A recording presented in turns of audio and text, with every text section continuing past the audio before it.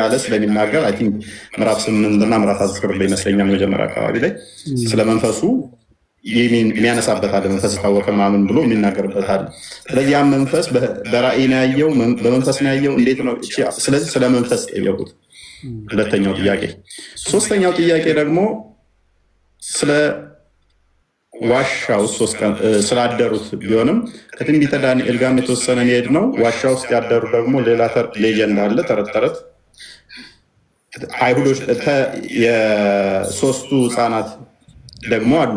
ናቡከደነጾር እሳት ውስጥ ገብተው የወጡ እሳት ሲጣሉ 3 ሰው ነበሩ። ከገቡ በኋላ ግን ናቡከደነጾር ሲያያቸው 4 ናቸው። አንደኛ ማለትን ልጅ ይመስላል የሚለው ማለት ነው። ኤኒዌይስ ስለዚህ እነኚህ ሶስቱን ጥያቄ ይህንን ጠይቁት፣ ነቢይ መሆኑንና ለመሆኑን በዚህ ታውቃላችሁ ብለው አይሁዶች ደብዳቤ ለቁረሾች ላኩ። ይህንን ቁርአን እንትና ማመዜን ቁርአን ላይ አስቀምጠውታል፣ ፈስረውታል። ማመዜን በአማርኛ ፈስረውታል። ይህንን እኔ ያልኳቸውን ማለት ነው። ተጨማሪ ማስረጃ ከፈለግ ደግሞ እንትና አሱጢ ጀለለዲን አሱጢ ጀለለዲን አሱጢ በደንብ አድርጎ አብራርቶታል። እንትናም ኢብን ከሲርም ነካክቶታል። ኤኒዌይስ ስለዚህ እነኚህ ሶስቱን ጥያቄ ቁረሾቹ ከአይሁዶቹ ሰሙና መጥተው ሙሐመድን ጠየቁት። ሙሐመድ ምን አላቸው? ነገኑ መልሱን ነግራችኋለሁ አላቸው። ከዛ ጠፋ። በማግስቱ የለም፣ በሁለተኛውም ቀን የለም፣ በሶስተኛውም ቀን የለም፣ በአምስተኛውም ቀን የለም፣ በሰባተኛው ቀን የለም፣ በስምንተኛው ቀን የለም፣ በ10ኛው ቀን የለም፣ በ12ኛው ቀን የለም፣ በ13ኛው ቀን የለም፣ በ14ኛው ቀን የለም፣ በ15ኛው ቀን ላይ አገኙት። ከዛ እንዴ ምንድን ነው ሲሉት፣ መልሱ የታለ ሲሉት፣ ቤቴ ጅብሪል እነግርሃለሁ ብሎኝ አንደኛ ባላ ፍቃድ ኢንሻአላህ ነው ብቻ እንደዛ ሳልል ነገ ሰጣችኋለሁ መልሱን ብዬ ነበር። አንድም ደግሞ ቤቴ ውሻ ገብታ ሞታ ነበር። ጅብሪል መልስ አመጣልሃለሁ ብሎኝ ለምንድን ነው ያላመጣህልኝ ብዬ ማላቀውን ይላል። ሚከብድ ጥያቄ ጠይቀውኝ ለምንድን ነው እሱ ያላመጣህልኝ ብዬ ስለው እኛ ውሻ ያለበት ቤት አንገባም ብሎ አለኝ። በዚህ ምክንያት ነው መልስ ያላመጣሁት አለ። በደይ በማግስቱን በመዲና የሚገኙ ውሾች ዘሆል እንዲገደሉ ትእዛዝ ሰጠ። በኋላ ይሻሻልና ጥቁር ውሾች ብቻ እንዲገደሉ፣ ከዛ ደግሞ ይሻሻልና አይናቸው ላይ ምልክት ያለባቸው እንዲገደሉ ይመጣል ማለት ነው። በማግስቱ ውሾች እንዲገደሉ ታዘዘ። ውሻ ቤቴ ምን ሆነ? አንድ በአንድ እንየው። ሱራ 18ን ክፈተው።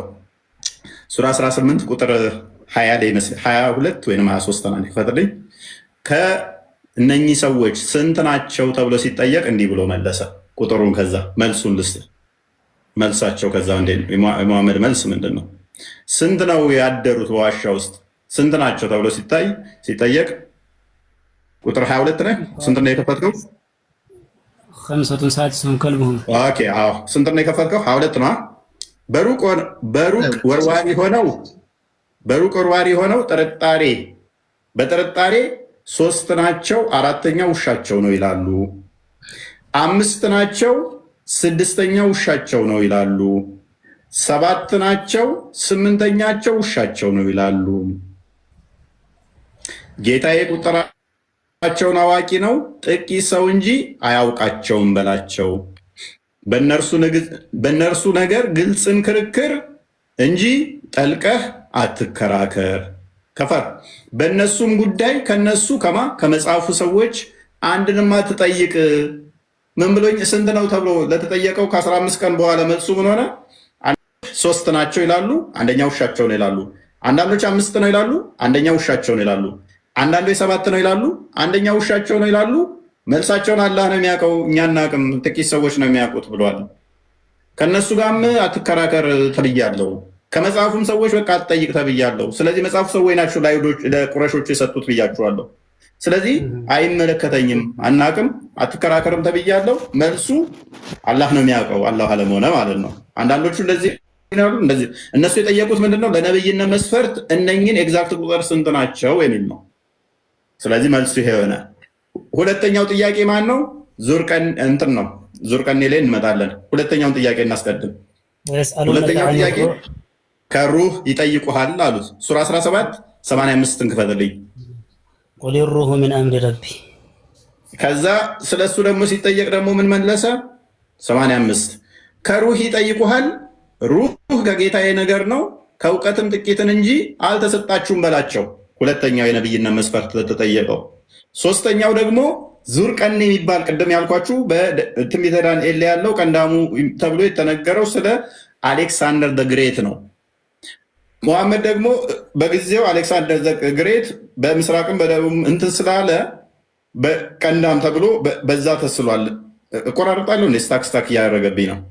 እና ሙሐመድ ደግሞ ምን መሰለው? ሊትራሊ ቀንድ ያለው መሰለው። ቀንድ ያለው መሰለውና ምን ብሎ ፈታው? እንቀጥል። ሱራ 18 85 ጀምረ ክፈትልኝ። እዛው ክፍል ካፍለህ ማለት ነው።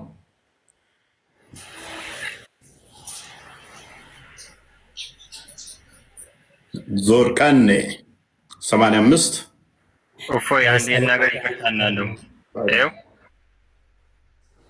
መንገድንም ወደ ምዕራብ ተከተለ። ዙርቀኔ ሲሄድ ምን እንዳገኘ ሊነግረን ነው። ወደ ፀሐይ መግቢያን በደረሰ ጊዜ ጥቁር ጭቃ ባላት ምንጭ ውስጥ ስትጠልቅ አገኛት። ማንን? ፀሐይን ስትጠልቅ አገኛት። ጥቁር ጭቃ ውስጥ ስገባ አገኛት አይደለ? ወደ ፀሐይ መግቢያን በደረሰ ጊዜ ጥቁር ጭቃ ባላት ምንጭ ውስጥ ስትጠልቅ አገኛት። በአጠገቧም ህዝቦችን አገኘ። ምን? ጮረቃ ውስጥ ስገባ ፀሐይ አገኛት። ዙርቀኔ ሲሄድ የፀሐይ ማለቂያ ጋር ደረሰ። ከዛ ጭቃ ውስጥ ስገባ አገኛት። ዙርቀኔ ሆይ ወይም በመግቢያ ትቀጥላለህ ወይም በእነርሱ መልካም ነገርን መማር ትሰራልሃል ነው። ክፈር መማረክን ያው ትገላቸዋለህ። መማረክ ነሽ የበደልነውን ሰውማ ወደፊት እንቀጣዋለን፣ ከዚያም ወደ ጌታው ይመለሳል፣ ብርቱንም ቅጣት እንቀጣዋለን። ከፍ ቁጥር ስንት ነን? ይቀጣዋል ኢንሻአላህ ለማለፍ ነው። እሺ ያመነማ ሰው በመልካሙ ነገር የሰራ እያለ ይቀጥላል። ቁጥር 90 እሺ 9 ግባ ድረስ ይቀጥላል። ከዚያም መንገዱን ቀጠለ ይላል። ወደ ፀሐይ መውጫም በደረሰ ጊዜ ለእነርሱ ከበታቻቸው መከለያን ባላደረግንላቸው ህዝቦች ላይ ስትወጣ አገኛት። ፀሐይ እንዲመጣ ጮረቃ ውስጥ እዛ ትገባለች። መውጫዋ ጋር ደግሞ ፀሐይዋ በጣም ኃይለኛ ስለሆነች ይላሉ። ኢቨን ሙፈሲሮቻቸው አሳ ከውሃ ውስጥ አውጥተው እንዲህ ካደረጉ በስሎ ነው የሚመለሰው። ልክ ፀሐይዋ ስትወጣ ሮጠው ውሃ ውስጥ ይገባሉ። ፀሐይዋ ልትጠልቅ ወደ ውሃ ስትመጣ ደግሞ ሮጠው ወደ ዋሻ ሄዱና እንትን ይላሉ። ስለዚህ ዙርቀኔ ሲሄድ ፀሐይ ጮረቃ ውስጥ ስገባ አገኛት የሚል ሶስተኛው የነብይነት መስፈርት ይሄ ሆነ። የነብዩ ሰለላሁ ዐለይሂ ወሰለም አደብ አይገርምህም? ግን እፎ ይቅርታ ነው። ይሄ ምን አደብ ነው? አንተ አሁን ፀሐይ ዙርቀኔ ትክክለኛ መልሷል ብለህ ታምናለህ? ሁለቱን የመለሰው ይሻላል እኮ አላህ ያውቃል ቢል ይሻላል እኮ። ፀሐይ ጮረቃ ውስጥ ነው የምትገባው? አላህ ነብዩ ሰለላሁ ዐለይሂ ወሰለም ማያውቁትን ነገር አላቅም ወይም ከጌታ ይጠብቃለሁ ማለታቸው እውነተኛ መልእክተኛ መሆናቸውን እኮ የሚያሳይ ነገር ነው። ምክንያቱም 15 ቀን ሙሉ ቤት ውስጥ ውሻ ሞታ እንዴት ነው እሱ ግማት ውስጥ ያስቀምጠው ነበር እንዴ?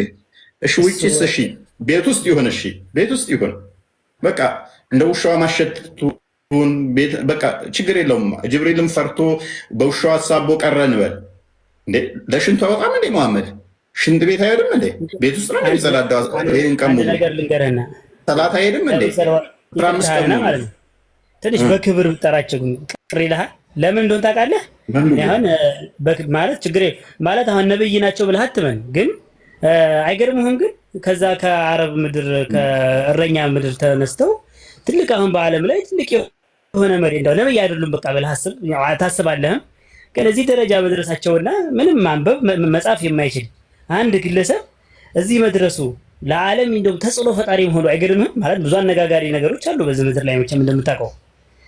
አብዛኛውም ሰውዬ ምንድነው ደሞስት ተጽዕኖ ፈጣሪ ነው ያስቀምጣቸዋል። ተጽዕኖ በመፍጠር ትልቅ ተጽዕኖ ፈጥሯል። ያ ማለት ግን አፕሪሺየት የምናደርገው አይ ማለት ቢያንስ ትልቅ ሰው ናቸውና ሴጣን ለምሳሌ ትልቅ ተጽዕኖ አለው። ሴጣን ትልቅ ተጽዕኖ አለው። ስለዚህ የሪስፔክት ልናደርገው አንችልም። ሴጣን ትልቅ ተጽዕኖ አለው።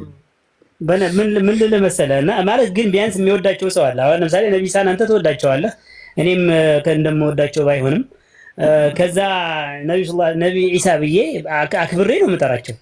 ማርያምን በጣም እንወዳታለን፣ ምናልባት ካንተ በላይ አንገናኝማ። አንተ ማርያም ብዬ አክብሬ ነው የምጠራቸው። ቁርአን ከሪም ወይ ኢሳን አንተ የምታከብረው የኔ ኢሳ ነው ብያ የኔ ኢየሱስ ነው ብያ አላምነው። ብታከብረው ባታከብረው ኢሳን ያንተ መፍት ነው። እንድታከብረው ያንተ አንተ ነብይ ስለሆነ ኢሳ ለአንተ ነብይ ስለሆነ ታከብረዋለህ። ኢሳ የሚባል ቁርአን ውስጥ ያላ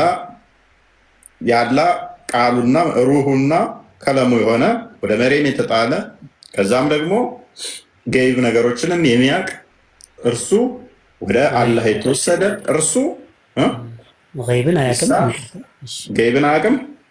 ቻሌንጅ ታደርገኛለህ። ገይብን አያውቅም። ወላ ያዕለሙ ገይበ ኢለላህ አላህ እንጂ ገይብን የሚያውቅ ነገር የለም። ሌላ ርዕስ እንዳንገባና ምናልባት ከቁርአን ጋር መረጀል በህረይን አያውቅም ብለኸኛል። ሱራ 3:49 ይፈትልኝ ወይዩዓሊሙኩም ማ ተደኺሉነ ምንድን ነው የምትበሉትንም እናገራለሁ የሚለውን ታወጣልኝ ከሆነ አላህ ሱብሓነሁ ወተዓላ ወህይ አውርዶለት ነው። ምንም ወይ አውርዶለት አይደለም፣ አውቃለሁ ነው የሚለው። ራት የሚበሉትን ይላቸው ነበር። ያላየውን እነሱ የሚደብቁትን የሚሰውሩትን የተደበቀ ማወቅ የሚችል ፈጣሪ ብቻ ነው ብለህ የምታምነው ኢሳ ያውቃል። ይኸው አላህ ሱብሓነሁ ወተዓላ ብቻ ነው የሚያውቀውና ይኸው እንደሚያውቅ ይናገራል። ቁርአኑን ቀርተዋል። እሺ ከርዕሳችን እንዳይወጣ ብዬ ነው። ይሄ በነገር ላይ ብናወራው ኦኬ፣ ግን እንትን ብዙ ሀሳብ እያስቀየርኩ ስለሆነ ይቅርታ ብዬ ነው። ማለት ከርዕስህ ያወጣው ነውና በጣም ይቅርታ ካለ ርዕስህ ብዙ ደቂቃ ስላወራኸኝም ስላከበርከኝ አመሰግናለሁ። በነገር ላይ እና ሌላው ምን መሰለህ፣ አሁን ወደ መጀመሪያ ክሌሜ ስመለስ ቁርአን ትልቅ ታሪክ አሁን ሳይንስ ያረጋገጣቸው ወይም በአይንህ የምታውቃቸው ለምሳሌ መረጀል በህረይን የልተቂያን ይላል እና በይነሁማ በርዘኹን ላ የብጊያን ይላል ሱረቱ ረህማን ላይ ቀይ ባህርና የጥቁር ባህር ነው አይገናኙ ምናምን የሚለውን እስኪ እንዴት ታየዋለህ? መጽሐፍ ቅዱስ ላይ ይኖር ይሆን? ቢኖር ደስ ይለኛል። ምክንያቱም ያው ሰማያዊ ለብረም አይገናኙም ይላል እኮ አላየኸውም? እንትና እኮ ለብረም አይገናኙም። የአላህ ተአምር እኮ ነው ይሄ እና ያንን ተአምር ደግሞ ከዛሬ 1400 በፊት ተአምር አለ። ይህንን ቤት ራስህ መስራት ትችላለህ። ሳይንስ ከተማርክ አይ ቲንክ የተማርክ ይመስለኛል። ከዚህ በፊት ስናወራ ፊዚክስም የተወሰነ እንትን ያልክ ይመስለኛል። ምን አለ መሰለህ ወተር ስንት ስቴቶች አሉት? ወተር ስቴቶችን ተምራለህ? ወተር 3 ስቴቶች አሉ። ሶሊድ ሊኩዊድ የሚሉት ነገር ነበረ። እሺ ስለዚህ ራሱን የቻለ ዴንሲቲ ያለው ወተር መልካም። እንደዛ ካለው ሊኪድ ሲሆን ጋዝ ሲሆን ሶሊድ ሲሆን ተመሳሳይ አይደለም። አንዱ በአንዱ ላይ የመሆን ተውና ሊኪድ ጋዝ ሲሆን ይተናል አይደለ? ተኖ ተመልሶ ዝናብ ሆኖ ይመጣል አይደለ? ከውቅያኖሶች ነው ወደ ሰማይ ተነስቶ የሚመለሰው አይደለ? ስለዚህ ታዲያ ለምንድን ነው አንዱ በአንዱ ላይ ውሃ የሚቆራረጠው? ኢቨን ሊኪድ መስሎ እየታየን እያየ ነው። ለምንድን ነው አንዱ ሊኪድ ስቴት ላይ ያሉ አሁን ለምሳሌ ሶሊድ ስቴት ላይ ሆኖ ሶሊድ ስለእንትናቸው ሳይሆን ሳይንስ ይሄ ምንም ታምር አይደለም። ይሄ መናገር ምንም እንትን ታምር አይደለም፣ ምንም አይደለም እያልኩ ነው። ምክንያቱም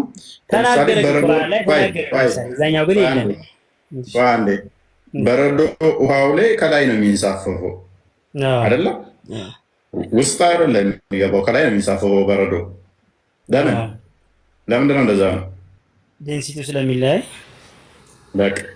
ስለዚህ ሁለት ውሃዎች የተለያዩ ውሃዎች አንደኛው ቀዝቃዛ እና አንደኛው ሞቃት ከሆነ ኮምፕሊትሊ በአንዴ ሚክስ አይሆኑም። ኢቴክስ ታይም ሚክስ ለመሆን ምክንያቱም ዴንሲታቸው ቀዝቃዛ ከሆነ ምን ይሆናል ማለት ነው? የመያ የመያዝ ባህሪው ዴንሲቲ ይጨምራል። ስለዚህ እዚህኛው ላይ ከአንዳንድ ፔኔትሬት አያደርገውም። ልክ ሙቀቱ ሲጨምር ኢንተርናል ቴምፐሬቸር ሲጨምር ኢንትሮፊ ይጨምራል አይደለም? በፊዚክሱ ህግ ኢንትሮፊ ስለሚጨምር ምን ይሆናል? ኮምፕሊትሊ ሚክስ አይሆንም ማለት ነው። ሞቃቱ አሁን እያሳየን ሞቃቱ ምን ይሆናል ማለት ነው? ሲሞቅ ውሃው ሲሞቅ ከፍል አድርገህ እንድታሳየን። ውሃው ሲሞቅ ይሄንኛው አንደኛው ውሃውን ቀዝቃዛ ይሆናል፣ አንደኛው ሞቃት ይሆናል። ከለሩ የራሱን ይዞ የሚመጣው ነው። የውሃ ከለሮች ከአፈሩ ጋር ምናምን የሚገናኝ ነው። ከዛ በኋላ ዴንሲቲ ነው ማተር የሚያደርገው ማለት ነው። ስለዚህ ኮምፕሊትሊ በአንዴ ሚክስ አይሆንም። እንደ ሳይንሱም ግን ውሃዎቹ አይቀያየጡም ማለት አይደለም። ይቀየጣሉ፣ ግን ኢቴክስ ታይም ጊዜ ይፈጃል ማለት ነው። ጊዜ ይወስዳል። ስለዚህ ሳይንሱ ስለምታውቀው ይችላለሁ። በነገር ላይ ቁርአን ላይ ያለ እንትን ላይ ሳይንስ የሚባል አይደለም ይሄ። ኖርማሊ ማንኛውም ሳይንስነቱን አይዶን ታዲያ ምንድን ነው እሱ የምንነግረኝ? ምንም ታምር አይደለም። አንድ ሰው ያየው የሚያወራው እኮ ነው። ይሄ ማለት መጽሐፍ ቅዱስ ላይ ቁርአን ላይ ያሉ ብዙ ነገሮች አሉና እኮ ሳይንስ ተብሎ የሚነገረው መች ቢሆን ስላልመጣልኝ ይሆናል እንጂ በጣም የሚገራርም ሳይንስ ተብሎ የሚነገረው መች መሰለ ያን ያልተፈጠረ ወደፊት እንዲፈጠራል ወይም ደግሞ እንዲህ ይሆናል ተብሎ የተተነበየ ያ ነገር ቢከሰት ያ ነገር ቢሆን ወይም ደግሞ እሱ የተናገረው ከሳይንሱ ጋር አላይን ሲያደርግ ነው። ዝም ብሎ ሁለቱ አይቀየጡም። ምን ተመሳሳይ ዴንሲቲ ካላቸው ውሃዎቹ ይቀየጣሉ። ተመሳሳይ ቴምፕሬቸር ካላቸው ይቀየጣሉ። ቴምፕሬቸራቸው ግን የተለያየ ከሆነ አይደለም ወንዝ ጋር ቤት ውስጥ ቀጥተህ በብርጭቆ ብታደርጋቸው ተቃራኒ ቴምፕሬቸር ያሉ ውሃዎች አይቀየጡም። ዘይትና ውሃ እንደማይቀየጡት ሁሉ ዘይትና ውሃ ሁለቱም ሊኪድ ናቸው፣ ግን አይቀያየጡም። ጎበዝ። ልክ እንደዛ ሁሉ ውሃውም ዴንሲቲ በተለያየ ከሆነ አይቀየጡም። ለትናንት ወተር እንትን አይሚን ክፍል 9 ላይ እንዲቴል ስለዚህ ተምረነዋል። እየረሳሁ ማንበብ አለብኝ ወንድሜ። ይቅርታ አለ። የሚገርመው እኮ ሳይንሱ አሁን አንተ ስለምታውቀው የሚገርም አይደለም። ያኔ ግን ይሄ ሳይንስ ባልተረጋገጠበት ጊዜ ከ1400 ዓመት በፊት ይሄን መናገር ሳይንስ ነው አትልም? ውሃው አካባቢ ለሚኖሩ ሰው እኮ የዕለት ተዕለት ውሏቸው ነው። ውሃዎቹ አይቀየጡም ብሎ መነገር ምንም ኢትስ ኖት ቢግ ዲል። ለሚያየው ሰው ምንም ቢግ ዲል አይደለም። ላላየው አሁን ለማያውቀው ሳይንሱን ለማያውቀው አንዳንድ ማይሉ ሰዎች አሉ። አንባቢ ስለሆንክ ዝም ብዬ ልንገርህ፣ ያው ቁርአንና ሳይንስ የሚሉ አንዳንድ ጥናቶች ምናምን እየውስኪ ምናልባት አውቀዋለሁ። እኔ ወደ ንጽጽር የገባሁት ከመግባቴ በፊት ወደ ንጽጽር ከመግባቴ በፊት ዩኒቨርሲቲ ላይ ካየሁት እንደውም እኔ ሳይንስ ስለሚመቸኝ ስለመወድም ቁርአን ሳይንሳዊ ምናምን የሚባል ነገር ነበረ እና አየሁት። እኔ ብቻዬን ሳይሆን ጓደኞቼ ሙስሊሞች አሉ። አብረን አየነው።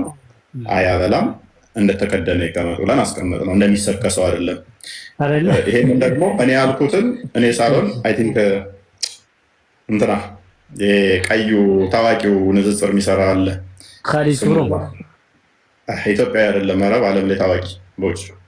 እሱ ምን አለ? እኔ እስልምናን በፊት ፕሮሞት ሲደረግ የወደድኩትም እንትን ያልኩትም ሳይንስ ይደግፋል ወይም ደግሞ ከሳይንስ ጋር አንድ ነው በሚለው አስተምሮ ነበረ። አየሁት። አሁን እንዳለ ዲባንክ ተደርጓል።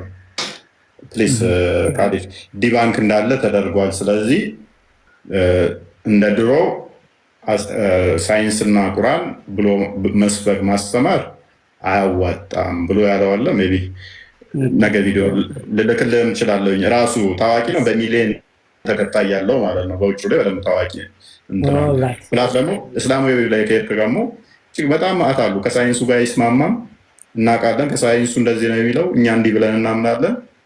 ግን በቃ እኛ ነቢያችን ያለንን ነው እንቀበለው የሚሉ ለምሳሌ ልጠቅስልህ እችላለሁ። ለምሳሌ ሰው እንዴት እንደሚወለድ ሙሐመድ የተጠየቀበትን ከሳይንሱ ጋር አይመሳሰልም፣ ግን እኛ እናምናለን ሙሐመድ ያለንን ብለው አስቀምጠውታል። ግዝረትን በተመለከተ ነቢያችን እንደዚህ መመሪያ ሰጥቷል። ጎጂ ቢሆን ኖሮ ኮምፕሊትሊ ይከለክል ነበረ። ሰርከምሲዥን ነው። ሳይንሱ ግን ጎጂ ነው ይለዋል። እኛ ታዲያ ጎጂ ነው እንላለን ወይ ይልና ሰርከምሲዥን ጎጂ ነው እንዴ? የሴቶችን እነ ኢብኑ ተይሚያ ለምሳሌ ሴት መገረዝ ግዴታ ነው ብለው ነው የሚያምኑት። ስለዚህ ምን ያመጣሉ? ከዛ ምናልባት ሳይንስ ወደፊት ይቀየርና የሴት ግርዛት ጠቃሚ ነው ሊል ስለሚችል ስለማናውቅ ጎጂ ነው አብረን አንልም። ሳይንሱ ግን ሊትራሊ ጎጂ ነው ይለዋል። እኛ ግን አንጎጂ ነው አንልም። ሳይንሱ ጋር አይሄድም ብለው ያስቀምጡላል። እና እንደዚህ መዓት ልሰጥ እችላለሁ ከሳይንሱ ጋር ያሉትን ግጭቶች እንዴት እንደሚያርሙ። ሳይንሱ እንዲህ ብሎታል ግን በቃ እና እንደዛ ነው። ኤኒዌይስ ዛሬ የነበረን ቆይታ ደስ ብሎኛል። በእንትኑም ያው ወደ እንትኑ ስንመለስ ቁርአን ያው ከመጽሐፍ ቅዱስ ሊወስድ የሚችልበት ወይም ሊኮርጅ የሚችልበት ምንም ምክንያት የለውም። እኔ ክሌሜ እንዳው ምንድነው ቁርአን እና ዘቡር ምንጫቸው አንድ ስለሆነ በጣም የሚኮርጅበት የለም ስትል ቅድም ያየናቸው ኮረጃ እኮ ናቸው እኮ እየነገርኩህ እኮ ነው። ተኮረጆ ሳይሆን የሁለቱም የአላህ Subhanahu Wa Ta'ala ቃል ንግግር ስለሆኑ ክሌሜ አሁን የያዝነው እጃችን ላይ ያለው የምንጠቀምበት መጽሐፍ ቅዱስ ሰዎች ለጥቃት ብለው አደጋ እንዳደረሱበት ወይም ደግሞ ለዳቦና ለፍርፋሪ ብለው አደጋ እንዳደረሱበት ብዬ ነው ማስበው። አሁን በነገር ላይ መጽሐፍ ቅዱስ ላይ ጌታችሁ ምናምን ሲሉ እኔ ደስ አይለኝም። በነገር ላይ እንደዛ ከሆነ ደግሞ ይሄንን ማን ይመልስላል? እናንተ ነብይ እኮ እንዲህ አድርጎ ዳዊት ሲደፍሩ ምናምን ሲሉኝ አሁን እኔ ወለት ደስ አይለኝም። ምክንያቱም ውሸት ነው፣ በቃ አልደፈረም። እዛ ጋር ያለው ታሪክ የሆነ አካል በቃ ትንሽ ኮራፕት አድርጎታል ብዬ ነው የማስበው። ምንማማ ትክክለኛው ማድረግ ችግር የለውም። የዳዊትም ታሪክ ቁርአን ላይ አለ፣ ሱራ 38 ላይ አለ። ስለሚጠቅሱት እኮ ከዛ ኢማም አጠባሪ ተፍሲሩ ሲያስቀምጠው 100 ሴቶች ጋር እንትን ነበረው። ከዛ የኦሬኑን ሚስት ወሰደባት ምናምን ብሎ ቁርአኑ አስቀምጦታል። ተፍሲሩ ላይ ነው ያለው። ቁርአኑ ላይ ቁርአኑ ላይ ግልጽ አይደለም። ሁለት እንትኖች መጥተው ፍርድ ብለው ይጠይቁታል ለኛ መላእክቶች መጥተው። ስለዚህ ያ ታሪኮቹ ተቀነጫጭበዋሉ፣ በተፍሲሮች ነው የሚሞሉት። የኛ ዋና ፖይንታው ምንድነው? እሱ መሰለ አልተኮረጀም የሚለው አያስኬድም፣ ተበርዟል የሚለው ደግሞ ማያስኬድም። ምን መሰለ ኢማም አራዚን ትቀበላለህ? ኢማም አራዚ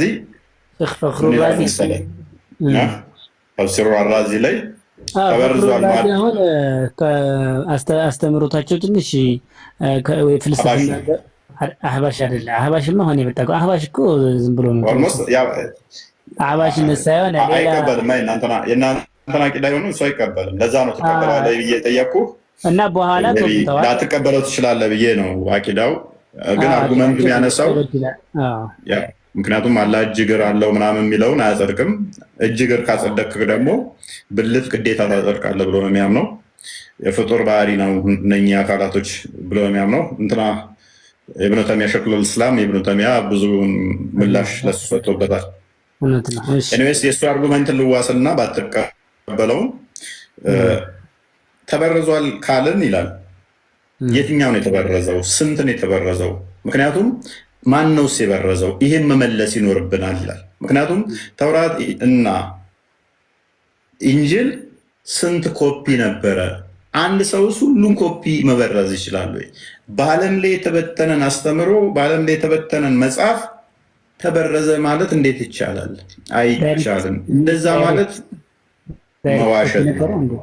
መዋሸት አዋ ፈርስት ጀነሬሽን ሰከንድ ብዙ ጥልቅ አይደለሁም እውቀቴ። ተጨማሪ ደስ ለምሳሌ እንትና ወረቃ ነፈልን ወረቃ ነውፈል እሺ፣ ያ ታማኝ ነው ብለህ ታምናለህ? ታማኝ ነው በጣም። ምን ያህል? ይሄማ ናሙስ ነው ብሏቸዋል ሰለላሁ ዐለይሂ ወሰለም። ስለዚህ ታማኝ የሆነው ሰውዬ ለምሳሌ ወረቃ ብን ነፈል ከሂብሩ ወደ አረብኛ እንትን መጽሐፍ ቅዱስን ይተረጉም ነበረ ጎስፒልን።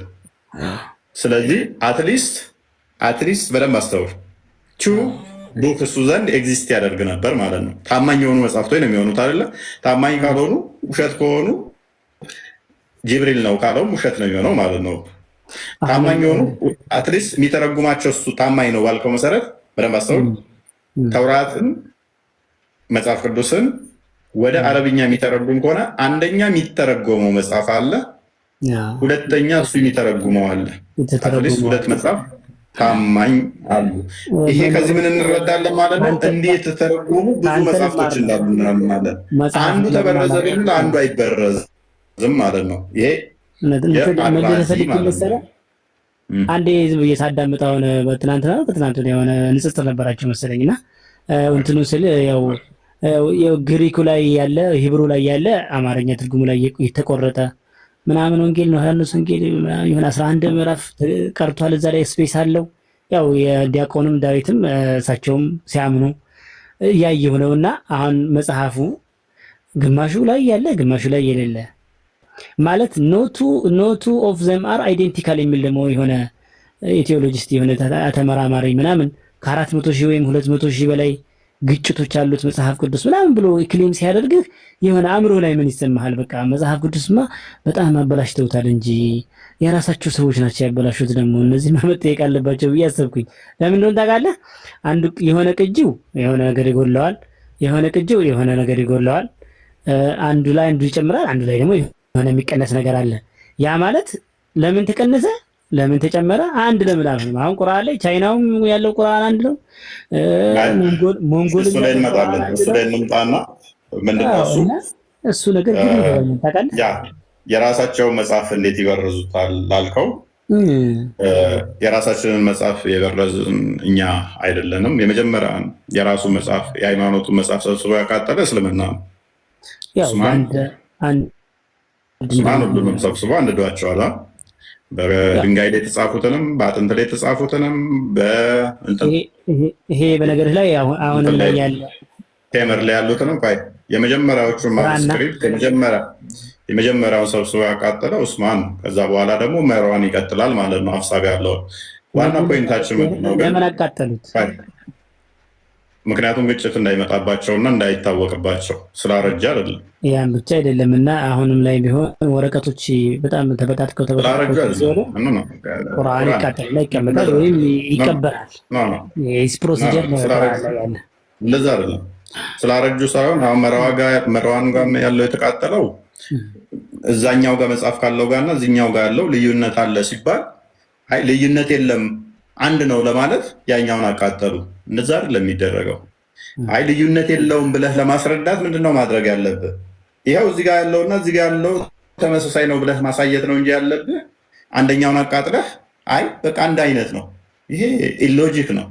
ሁለት መጽሐፍ እዛ ይሄንኛው ጋር እና ይሄኛው የተለያየ ነው የሚል ቂራይ የሚለያይ እንዳለ ታውቃለህ። ቂራው ሌላ ነው፣ ቂራቱ ሌላ ነው፣ እሱም ሌላ ነው። ልዩነት አለ እዛ ጋር ካለውና ይሄኛው ሲባል አይ ይሄንኛውን አጥፉት በቃ ስለዚህ አንድ ነው። ይሄ ኢሎጂክ ነው። የሆነ መሆን የነበረበት ምንድነው? አንድ መሆኑ የምታሳየው ባለማስወገድ አንድነቱን በማሳየት ነበረ። ስለዚህ ፈርስት ማኑስክሪፕት የለም ማለት ነው በእናንተ ዘንድ። እንደዛ ከሆነ ትርጓሜዎች ከዛ በኋላ የሚመጡ ናቸው። ትርጓሜ ልቦቻቸው ውስጥ ነበሩ። ኮፒ ይሆናል ማለት ነው። ኮፒ ይሆናል። ትርጓሜ ስንመጣው እናንተ ጋር ለምሳሌ መሐመድ ሳኒ ሀቢብ ቁርአንን ሙሉ ለሙሉ ያፈዘ በጊዜው አልነበረም። ማክሲመም 70 ምናምን ደረጃ ካፈዙ ነው እንጂ በኢማማ ጦርነት ላይ እኮ ሀፊዞቹ እኮ ሞተው እንትን ሲሉ እኮ ችግሩ ሲገቡ ነው ወደ እንትን የመጣው ወደ መሰብሰብ ውስጥ የመጡት። ሞተው ካለቁ ቁርአንም ሊጠፋ ይችላል። ስለዚህ አንድ ነገር እንፍጠር ተብሎ ነው ወደ መሰብሰብ ውስጥ የገባው። ዋናው ፖይንታችን ምንድን ነው? ስለዚህ የመጀመሪያው ያቃጠሉት እነሱ ናቸው። እኛ ግን በደንብ አሰቡ። እኛ ግን የፈለገ ቢያረጅ ማኑስክሪፕት አናቃጥልም። የመጀመሪያ ማኑስክሪፕት አናቃጥልም። ምክንያቱም ኮፒ አድርገህም ከሱ ላይ ያ እንዲቀመጥ ይደረጋል። ከጊዜ በኋላ ተበጣጥሶ ኢቨን እች የምታክል እንኳን ለታሪክ እናስቀምጣታለን እንጂ አመድ አትደረግም። አንዲት ፊደል እንኳን ብትይዝ፣ አንድ ቃል ብትይዝ እንኳን አንድ ቃል እንኳን ቢኖራት ለታሪክ ትቀመጣለች። ያቺ የመጨረሻ አርጅቶ እንግዲህ ቁርአን ደግሞ የመጣው ከስንት ከተውራቱ ጋር ካነጻጸርከው ከሺህ ምናምን ዓመታት በኋላ ከወንጌል ጋር እንኳን ብታነጻጽረው ከ600 ዓመት በኋላ ቅርብ ነው ብታስቀምጠው አሁን ድረስ እንኳን መኖር ኤግዚስት ማድረግ የሚችል ነው። እነኛ ደግሞ ምን ያህል እድሜ ረጅም እንደነበር እሱ በዛ ልዩነት ግን አለ። በመጽሐፍ ቅዱስ ቅጂዎች መካከል ልዩነት አለ። አንዳንድ ቦታ ይታተሙ፣ ሌላ ቦታ ይታተሙ፣ የሚጨምር የሚቀንስ እውነት ነው። መልካም እሱን ላስረዳ። በእትሞች ላይ ልዩነት ሊመጣ ይችላል ወይ? ግጭቶች ሊመጡ ይችላሉ ወይ? ለምሳሌ በተለያየ መልኩ ግጭቶች ይገባሉ። አንደኛ የማሽን ችግር፣ የህትመት ችግር ማለት ነው። 1000 ቁጥር ሰጥተኸው 1 ዜሮ ጨምሮበት 10,000 አድርጎ ሊያወጣው ይችላል። የማዘንት እውነት ነው። ምክንያቱም ምንም ፐርፌክት የለም፣ ፐርፌክት ፈጣሪ ብቻ እውነት ነው። ስለዚህ የማሽኑ ችግር ምን እንዲያደርግበት ይችላል? አንተ ነጥብ ብለህ ኮማ ያደረካትን ለምሳሌ 100,000 ብለህ ለመጻፍ 1 ሚሊዮን ብለህ ለመጻፍ ኮማ ታደርጋለህ። ከዛ ሶስተኛው ዜሮ ጋር ኮማ ታደርጋለህ። እሱ ማሽኑ ዶት አድርጎ ሊያወጣው ይችላል። ኮማው ከዶት በኋላ ዜሮ ጥቅም የለውም አይደለ? አይቆጥረውም ለዚህኛው። ስለዚህ ምን ይመጣዋል? ይሄን ችግር ያመጣል ማለት ነው። ግጭት ሊመስል ይችላል። የአንድ ፊደል ማሽኑ ላይ በመሳት ማሽኑ ቢስተው የአነባበብ ልዩነት ሊያመጣ ይችላል አይችልም? ይችላል። ከዚህ አንጻር ሊመጣ ይችላል። ሁለተኛ ከተርጓሚዎቹ ችግር፣ ተርጓሚዎቹ ፐርፌክት አይደሉም አይደለ? ሰዎች ናቸው። ከአንዱ አንዱ ላይ ልዩነት ሊመጣ ይችላል። ከዚህ አንጻር ለምሳሌ እናንተ ጋርም የመሐመድ ሀጂ ሀቢብ ሳኒ እና የመሐመድ ዜን የቁርአን ትርጉሞቹ ሁለቱን ስታያቸው እጅግ ብዙ ልዩነቶች አላቸው። እሳቸውም ባለፈው ምላሽ ሰጥተውበታል። አብዛኛውን የተማርኩትም ከመሐመድ ሳኒ ሀቢብ ስለተማርኩ ቁርአኑን ስተረጉመው ወይም ደግሞ እኔ ስጽፈው አሉ የእሳቸውን ትርጉም አብዛኛውን አመሳስየዋለሁ አሉ። በእንትን ጉዳይ ላይ ግንስ በአቂዳ ጉዳይ ላይ ግን አልተስማማውም አሉ። ምክንያቱም እሳቸው የተጠቀሙትን ትርጓሜ አልተጠቀምኩም፣ የኔን የራሴን ተጠቅሜያለሁ አሉ። አሁን ስታይ አቂዳ ጉዳይ ላይ አንዳንድ ቦታ ላይ የተለያየ ነው። ቃላቶቹ ራሱ ትርጉሞቹ የተለያዩ ናቸው። እንደዛ ይኖራል እና ትርጉም ላይ እውነትህ ነው። ስለዚህ ሞሮርሌስ አሁን እናንተ ከአማርኛው ቅጂ ስለዚህ አሁን እኛ እንደዚህ አይነት ችግሮች ሲመጡ ሀሳቡ ላይ ነው እኛ ሀሳቡ ላይ ነው ሞር ፎከስ የምናደርገው። ቃል በቃል እንደዚህ ሽምደዳ ስላልሆነ እኛ እንደናንተ ሀበል ሀ በበል በ አይደለም። ዋና አረፍተ ነገሩ ሀሳቡ ትክክል ነው አይደለም። ከዛ ልዩነት ከመጣ ችግር ከመጣ ወደኋላ እንመለሳለን ማለት ነው። በኤኒሚስ ቅጂው ስህተት ቢኖረውም ዋናው ግን ከሂብሩ ላይ ሂብሩ ውስጥ ግን ስህተት ሊኖረው ይችላል። ሂብሩ ስትል ያው የወረደው በሂብሩ ነው። አሁን ያሉት ቅጂዎቹ ነው ማለት አሁን ያሉት ቅጂዎች ሂብሩ የወረደው ያው በቀጥታ የወረደው መጽሐፍ ቅዱስ ሂብሩ እንኳን በቃ እንደ አማርኛው እኮ ነው።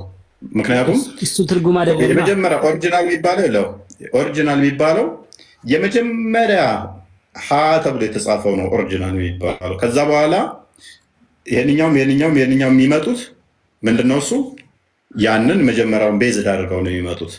ስለዚህ ወደ መጀመሪያዎቹ ወደ እኛ ነው የምትሄደው። ልክ ቁርአን አሁን አንተ እጅ ላይ ያለው ቁርአን የመጀመሪያ ሊመስል ይችላል። የመጀመሪያው አይደለም። ምንድነው የሚሆነው? የትርጉም ነው። ቁርአኑ አረብኛ ሆነ እንጂ በደንብ አሰቡ፣ ኦሪጂናሉ አይደለም። ኦሪጂናሉ የሚባለው ምን ላይ የተጻፈው ነው? አጥንት ላይ፣ ድንጋይ ላይ እና ቴምር ላይ የተጻፈው ነው። እነዚህ ላይ የተጻፈው ነው። እሱ ነው እኮ ቁርአን እንኳን ላይ አብሽር። ስለዚህ ማኑስክሪፕት የሚባለው እነሱ ናቸው። ኤግዛክት ማኑስክሪፕት የሚባለው እነኛ ናቸው። እነኛ አሁን አሉ ወይ? የሉም። ስለዚህ የትኛው ነው ያለው ታዲያ? አሉ እኮ እነሱ አላያቸው የሉም አለ እኮ ሳውዲ በኤግዚቢትነት የተቀመጡ አሉ። ምናልባት ኢምራን ቪዲዮ ላይ ነገ ያዛቸው። እሱ ተረተረት ነው። እሱ ተረተረት እነኚህ ቲክቶክ ላይ ያሉ የሚዋሹትን ተዋቸው። የለም ምን ይቀመጣል መሰለኝ። አላምንም ካልክ አለማመን ትችላለህ። ግን አሉ እዛ በነገር ላይ ሙዚየሙ ላይ ያሉትን ልንገራሽ። እነኛ ምን ይባላሉ? ድጋሚ ሰዎች ሪፕሊካል ናቸው። እንደገና መልሰዋቸው እንዴት ላስረዳ? ሉሲን ታውቃለህ አይደለ? እሷ የለችም። አሁን ቤተ መንግስት መቅደስ እንትን ሄደህ ግን ትጎበኛታለህ። እሱ አይደለችም። ልክ እንደሷ ይሰራና ሰዎች እንዲጎበኙ እንደዚህ አይነት ነሽ ተብሎ ወይንም ደግሞ በፊት እንዲህ ነበር ሲጽፉ የነበረው እንደዚህ ላይ ነበር ሲሰሩ የነበረው ተብሎ ያንን አስመስሎ እንዲጎበኝ ነው እንጂ እንዲጎበኝ ነገሩህን አሁን እንዴት አወቀ? እንደዛ ነው። ይሄኛው ሳምፕል ያ ዌብሳይት ላይ አለ። ዌብሳይት ነው አለ። ሊንክ ልክልሃለሁ። ሜቢ ቼክ ታደርገዋለህ ራስህ። ኦኬ ዋሬቨር። ስለዚህ ያው በመበረዝ ታምናላችሁ ማለት ነው። ይሄ ያልኩትን የሳውዲ የተቀመጠው በመበረዙ ግን ያው ታምናላችሁ ማለት ነው አይደል? ያው በእንትን በሰውም ችግር መበረዝ ማለት ስትል መበረዝ ማለት እኮ ማለት የሆነ አይደለም። ቁርአን እንደተበረዘ እናምናለን። ምክንያቱም ቁርአን እንደተበረዘ የምናምንበት ምክንያት ምንድን ነው? እሱ ራሱ ሆን ብሎ ኢንቴንሽናሊ ኡስማን ስላቃጠለው። በደንብ አስተውል። በአንድ እንዲጻፍ ወደሱ ልዩነት ከመጣ በቁረሽ ዳይሌክት እንዲጻፍ ካደረገ በኋላ እነኛን እንዳለ ሰብስቦ አቃጠላቸው። ይሄ ማለት ልዩነቶቹን እንዳለ የማጥፋት ስራ ነው የሰራው ኡስማን። ይሄ ሊትራሊ ምን ማለት ነው? ማጥፋት መበረዝ ተብሎ ይባላል። እኛ አላቃጠልን፣ አልበረዝን፣ እንዲጠፋ አላደረግን። ኡስማን ግን ሊትራሊ በደንብ አስብ፣ ልዩነቶቹን እንዳለ ልዩነቶች ከመጡ በዚህኛው ዳይሌክት ጻፉ አለ። ይሄ ንግግሩ ራሱ ብርዘትን የሚያሳይ ነው። አንድ ከሆነ አንድ መጽሐፍ ከሆነ እዚጋም ያለው እዚጋም ካለው እዚጋም ካለው አንድ ከሆነ ልዩነት ከመጣ በዚህኛው ዳይሌክት ጻፉ ብሎ ከዛ ልዩነቱን ወደ አንድ ለማምጣት አድርጎ ከዛ ሌላውን ሰብስቦ ማቃጠል ስህተት ነው። ሁለተኛ ኡስማን ራሱ ይሄንን ስልጣን ማን ሰጠው? ያው አሚረል ሙእሚኒን ነው የዛን ጊዜና የሙእሚናኖች መሪ ነው ስልጣን ማን ይሄን አላህ ፈቅዶለታል ይሄንን እንዲያደርግ? ነብዩ ሰለላሁ ዐለይሂ ወሰለም የኔንና የኹለፋኡ ራሺዲኖችን መንገድ ተከተሉ የአራቱን ብለው ስለተናገሩ የኹለፋኡ ራሺዲኖች መሐመድ ያላደረገው ማድረግ ይችላሉ። እንትና መባቸው ምን ምንም የቀየረው ነገር ፈጠራ ነው። አዲስ ነገር ሁሉ ቢዳ ነው አይደለ? ቢዳ እኮ ነው እሱ እምነት ላይ ነው። እምነትና የእምነት ጉዳይ ላይ ነው። ይሄ ምንድነው ደግሞ ይሄ ያው ማይክ እንደመስራት መኪና እንደመስራት ነው። መሳሊሁል ሙርሰላት ይባላሉ። መዳረሻዎች ወይም መጠቃቀሚያዎች ናቸው። አሁን ልክ እንደዛ ባያደርገው ኑሮ ለቻይናም ለራሽያም አይደርስም ነበር። ቁርአን በቅጂ በሙሳሐፍ ነው እንዲቀመጥ ነው ያደረጉትና አንድ ጥያቄ። ስለዚህ በመጽሐፍ ቅዱስ ይባል እንጂ ማንኛውም ነገር የትም ይሁን የትም ካለ ያው የመጽሐፍ ቅዱስ ቃል ነው ማለት ነው አይደል? አለ ትንሽ የተቆራረጥክ ነው። ፎይ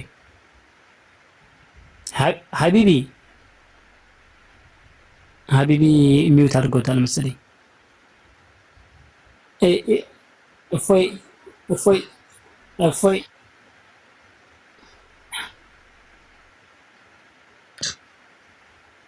እናመሰግናለን። ያው ማላውቀውን አላውቅም ነው የምለው እኔ። ካወኩ ደግሞ ችግር የለውም። አይ ሁሉም እንደናንተ ቢሆኑልን ደስ ይለናል። የለም ብለው አንዳንዶች ይቀጥፋሉ እንደዚህ ነገር እና ካለ አለ።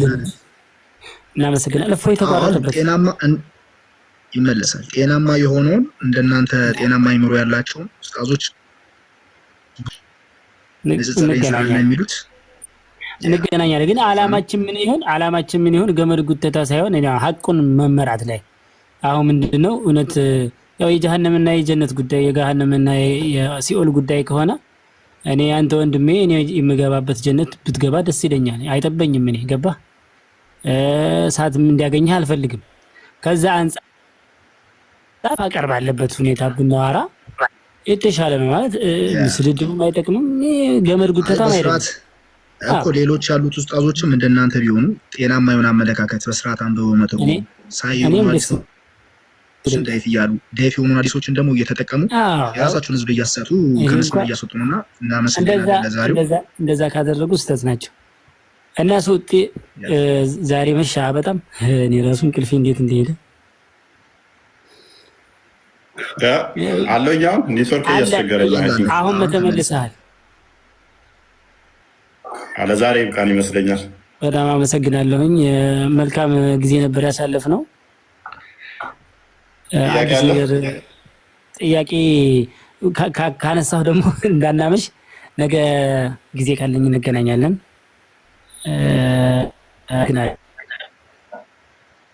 እሺ ቴንኪው በቃ ኢክራም እሺ ከዛ በፊት ቁርአን ሳትወጣ የምናገረው ነገር አለኝ። ቁርአን እሺ፣ ይፈቀድልኛል? እፎይ ላውራት?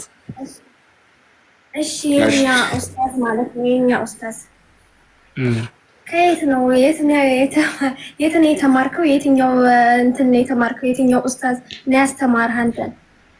ለአንተ የተለየ መምህር ነው ያስተማረህ?